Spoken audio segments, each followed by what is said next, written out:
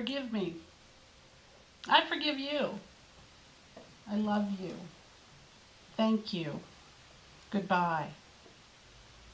This is the work of being in hospice, at least as a chaplain. That's what I try to do as we help people get through their lives before they finally pass away. Sometimes it works and sometimes it doesn't. And if it does, we hope that that helps the person to say all the things that they need to say to their loved ones. We call this a good death. And that's a time when families gather together and are present for one another.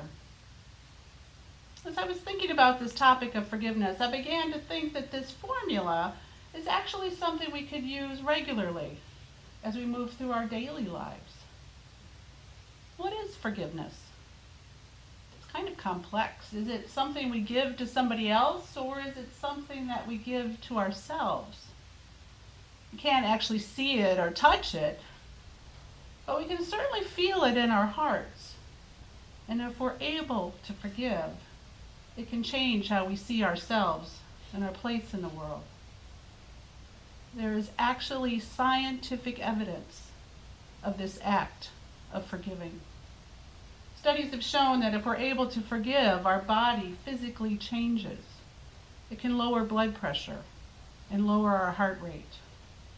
Forgiving can reduce depression, anxiety, and anger. Folks who are able to forgive are more readily able to have healthier relationships. They feel happier, and they're more hopeful about life. But the real issue is most of us don't know how to do it. Dr. Fred Luskin is the co-founder of the Stanford Forgiveness Project, and he believes learning to forgive is something that we can all do. And it's pretty simple, really. Forgiving follows two essential steps. First step is grieving.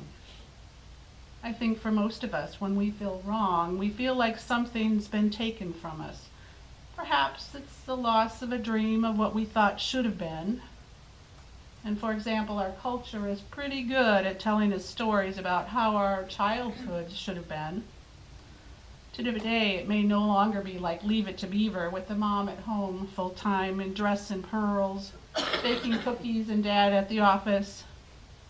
Today, the Disney Channel shows us families with both parents working, and many who are single parents. They seem to have beautiful houses, and money doesn't seem to be too much of an issue on the Disney Channel. All the kids are talented and beautiful, although they seem a little bit mouthy. And at the end of most episodes, almost everyone seems to know they're loved and supported, no matter what. But in all honesty, how many of us really had those kind of childhoods? And then even in our own lives, once we become adults, it's not as easy as it looks. We harm others, and others harm us. Even with the greatest intention, life gets messy. We get scared, and we make mistakes. So often we can't seem to find the words to say about what is on our hearts. And so things go unsaid. Calluses build up. Walls begin to form. And soon we've lost what we thought we were supposed to have. Open and loving relationships. In this first step of grieving, Luskin calls us to name what we feel, whether it's anger, hurt, or trauma, and then to sit with it in all of its original pain. We're to name it for what it is and identify how it's hurt us. And for most of us, this is probably the most difficult place to be, sitting with our own feelings. Personally, I'd rather eat Ben & Jerry's ice cream myself. And like me, that's probably what most of us do. We numb our feelings with food or alcohol or mindless distractions like computer games or television. Some of us may run away from our feelings by filling ourselves up with work or hobbies, or sadly things that may even be more harmful to ourselves. But the trouble with this method of avoidance is that when we keep running to those distractions to keep us numb, we never free ourselves of those feelings of hurt, anger, or trauma. Sitting with our feelings takes time, but it shouldn't be indefinite.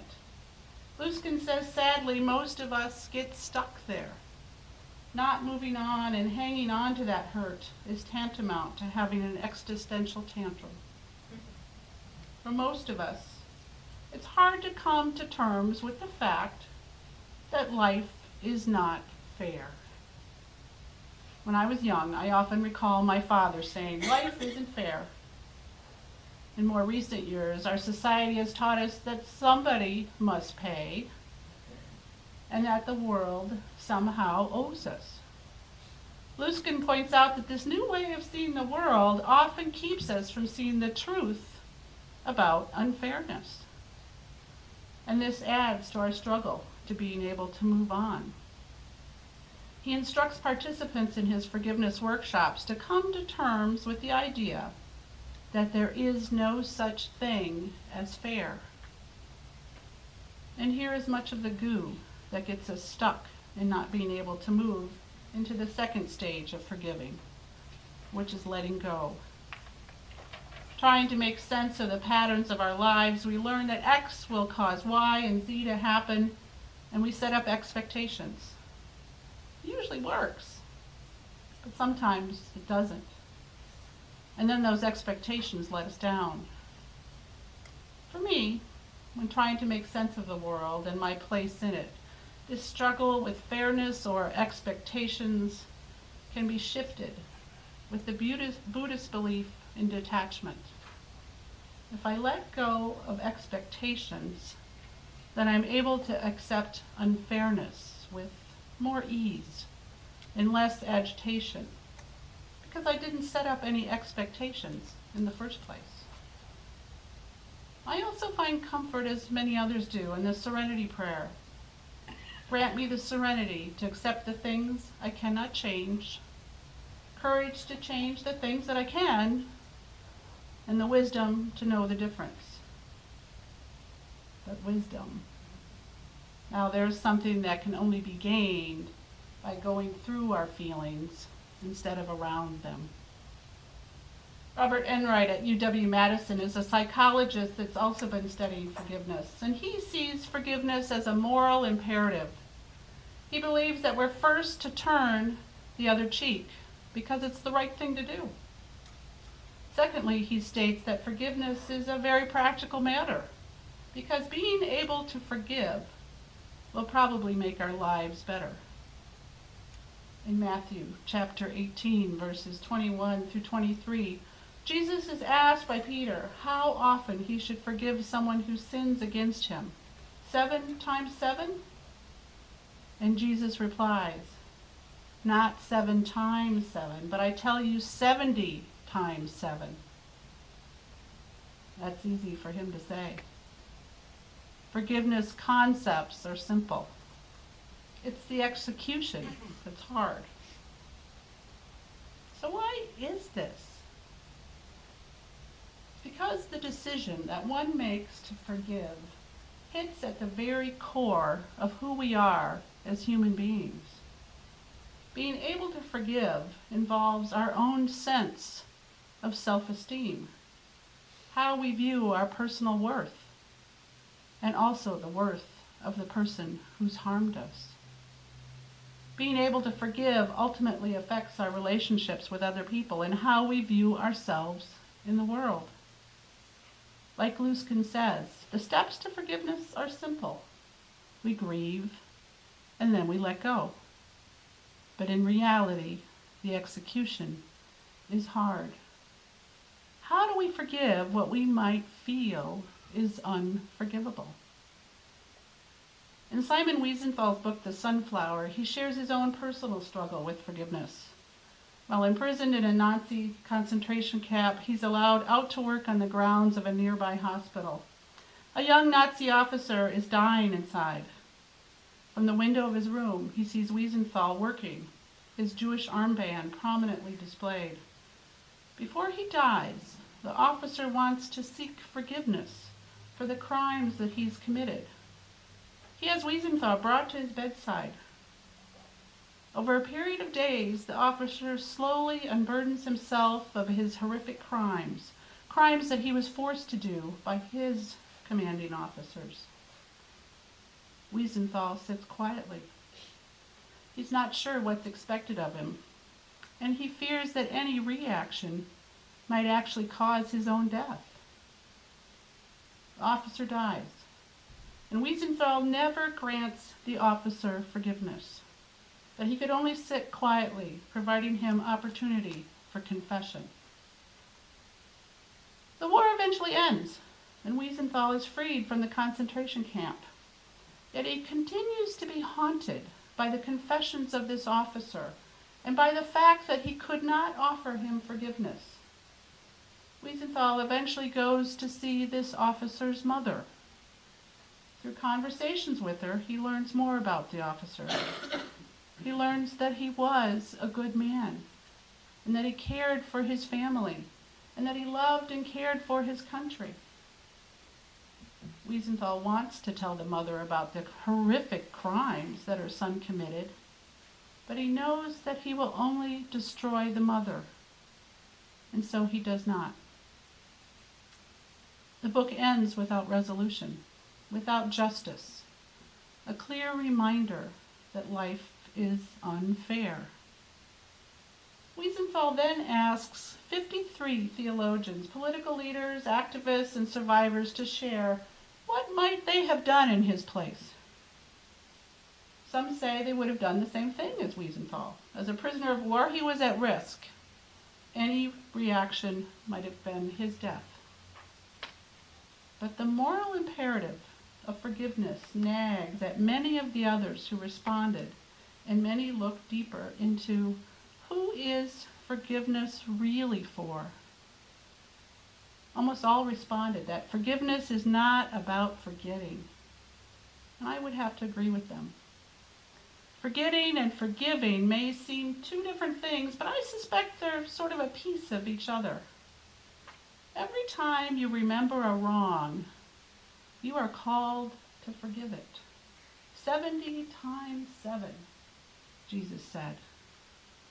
We all know how these wrongs can return to the mind for years and years, digging deep down into our very being, and sometimes ultimately defining who we are. Native American Jose Habde responded this way to Wiesenthal's challenge. He states that when each one of these memories returns to our mind, it's actually asking us for forgiveness. And it'll keep coming back, presenting itself, asking us to consider forgiveness until we can let it go. I like this. By the way our mind keeps bringing up misdeeds and mistreatments, it's not so we can keep score or reassure ourselves of feelings of hurt and anger, but it's that event's way of saying, here I am again. When will you let me go? When we keep hanging on to anger and hurt, we stay stuck in the power that that event or person has over us. Yet in reality, no one or one memory should have that power to hold us down or to deny us peace. By letting go, we free ourselves of the oppression of that power. If we hold on to anger and resentment, we become the ones we hurt the most. Ultimately, by being unable to forgive, we are the ones who are harming ourselves, both physically and mentally.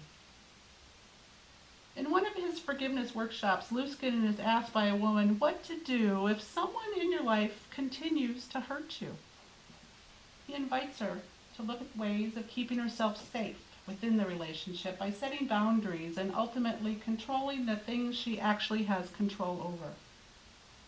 And then he asks if she can step into it with an open heart. For her, that meant no more complaining to friends or family, no more self-pity, no more victimization. Instead, Luskin asked her to try and change that anger into compassion for the other person. When we can extend compassion to someone who we have not been able to forgive, there is physical science in that moment. When we are able to forgive, regions of our brain light up in areas that regulate emotional responses and moral judgments. Scans show that there are increases in blood flow and changes in the brain. Doing right by our heart does physically right by our brain and our body. And I would risk it to say that this is a sacred moment. This aligning of love and goodness through our hearts and our minds. This sounds like a return to wholeness. It's hard to comprehend how this works, yet the mystery of true forgiveness makes its indelible mark upon our brains. True forgiveness waits in the letting go of our ledgers of injustice and retribution in order to capture feelings of wholeness back into our own hearts. Forgiveness requires us to look deeply within ourselves and ask, who am I? What kind of person do I really want to be? I'm still pondering and marveling at the response that the Dalai Lama gave to Wiesenthal's challenge. He too agrees that we must not forget, because memories help us to keep reoccurrences of similar atrocities in the future from happening again. But he shares a story about forgiveness that haunts me.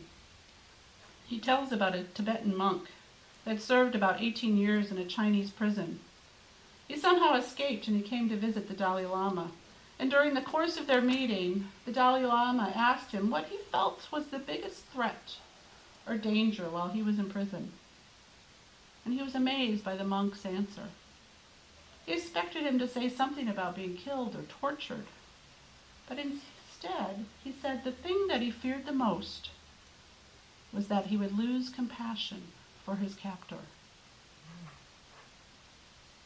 What kind of person do we want to be in this world? I hope that I'm a person of compassion, but I wonder if I would have had as open a heart as the Tibetan monk. I wonder if I would have had the same kind of compassion in that situation. It's something I'm still thinking about. I believe forgiveness is a moral imperative, and it is something we can learn to do. It also requires compassion from both parties that it's going to take time. Each time an old hurt resurfaces, we can choose to see it differently. Instead of rubbing it between our fingers like a worn and familiar stone, we can see it as a call for forgiveness. What might it be like if we are called each day to humbly and compassionately look at one another and say, forgive me, I forgive you, thank you, I love you. To truly forgive forces us to look at the core of who we really are. It forces us to look deep inside and ask, what kind of person do I want to be in this world? Perhaps with forgiveness for ourselves and for others, we can truly allow ourselves to return to wholeness within ourselves and with one another. May it be so.